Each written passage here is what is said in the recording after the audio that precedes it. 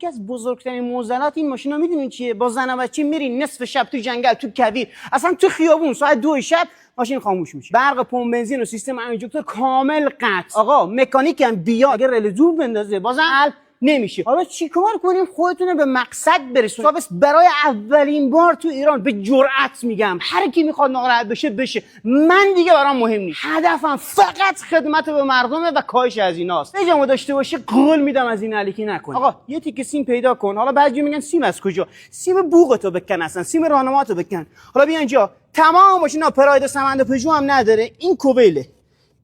پایین کوبل یه همچین سوکت بزرگی داریم، بغلش یه اینجور سوکت ریز گذاشته. من بهش میگم سیم نجات.